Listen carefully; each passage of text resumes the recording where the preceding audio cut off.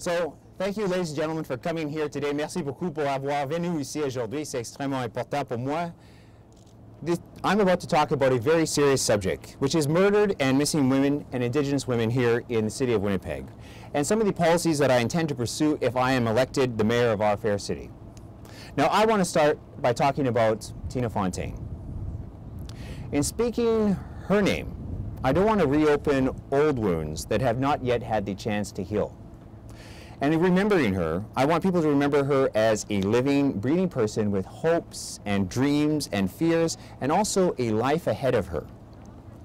Her death was first and foremost a loss to her family, and more than anyone else, my heart goes out to them in grief. But the loss of Tina Fontaine, a 15-year-old girl, was not just a loss to the Aboriginal community. Tina Fontaine's death was a loss to the entire city, our communities, our neighborhoods, and is representative of many of the issues that affect our city. Our goal as a city should be to deliver greater safety to those at risk and greater justice to those we've lost. We can do more to make the city a safer place. We can do more to deliver justice to all. When people talk about the social issues that need addressing in Winnipeg, they are often associated with the Aboriginal community: homelessness, poverty, unemployment, and addictions. So the first thing I want to say is that all these issues that can and do affect each and every single one of us each and every day, they are issues that affect all of us. No matter what community you are from, we have all been affected by mental illness. We have been all affected by unemployment. We have been all affected by someone with addictions. There are middle-class Aboriginal people, doctors, lawyers, and professors who live in the suburbs. And these are people from every background who can find themselves living on the street due to mental illness, addiction, poverty, or a bad situation at home. That's why when I meet a homeless person, I say, "But there for the grace of God go I." The difference for the Aboriginal community is that these issues hit them the hardest. When that happens, we may react by treating this as an Aboriginal community's problem that they must find their own solutions to. We need to come together, to work together, to support one another, to make this city a safer place. But we also need to understand how different life is for the people who are at risk, especially Aboriginal women and children.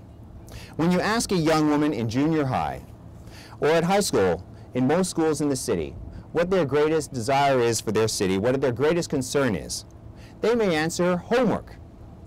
But when I had the opportunity to speak to three young women, three young girls who were 14 years old in the north end of our city, their greatest concern was sexual violence. It was rape. That is our challenge. How do we make a city safer for girls and women while delivering justice to those who need it most? There is much the city can do to marshal existing resources in order to find solutions today. In September, our police chief, Mr. Clunis, said that the city, Winnipeg, should take the lead role on missing and murdered Aboriginal women and children, but that he needed the city to give him that mandate. As mayor, I will give him that mandate. The Stop the Violence Against Aboriginal Women and Girls Action Group prepared a report in September, making a series of practical, achievable recommendations the city could adopt to make our city safer. As mayor, I will ask City Council to endorse and implement its recommendations, as well as the City Police Board. I will give you a brief summary of these recommendations. The first step is using city resources to improve safety and prevention. It starts with creating and implementing a City of Winnipeg action plan developed in consultation with the community to deploy the city's resources to ensure that people who are most at risk have places and opportunities to be safe. The goal is to develop safe havens for people in trouble and to let people at risk know that they can get safe. This can be achieved by expanding the mandate of the existing City of Winnipeg's Aboriginal Youth Strategy to include making youth safe and stable. The city can do this by improving access to existing city resources and infrastructure. Now this includes expanding the hours for drop-in and recreation programs, so they run during the day, evenings, nights, and weekends, especially in the downtown, West End, Chalmers, and North End neighborhoods of our city. Supporting shelters and transitional services for people at risk, domestic violence prevention programs for men and youth, partnering on programs that increase employment capacity of people living on low income in order to reduce poverty. Now when it comes to policing, the city should direct the police board and the police service to target funds directly to this issue. By improving policing and investigation of violent crime against Aboriginal women and girls, and developing an action plan in consultation with the community, we need to have the goals to decreasing the incidence of missing and murdered Aboriginal women in our city, by addressing the needs of victims' families, and applying the needed resources to actually resolve these cases in a practical way for all women in our city. The city should develop and improve awareness training for Winnipeg Police Service members and staff about specific risks that exist for Aboriginal women and girls in order to ensure an understanding of violence against women in a range of settings, including family violence, child sexual exploitation, and violence against women who have been sex trafficked and who are forced into the sex trade. As Chief Clunis said, it is a question of leadership and making this a priority for his department. Whether people are being drawn into the sex trade or the drug trade, there is always money involved.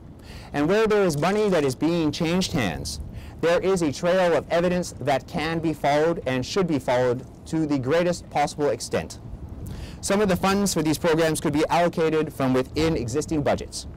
I have also said that I would ground the police helicopter because I do not think it is the best use of city's resources.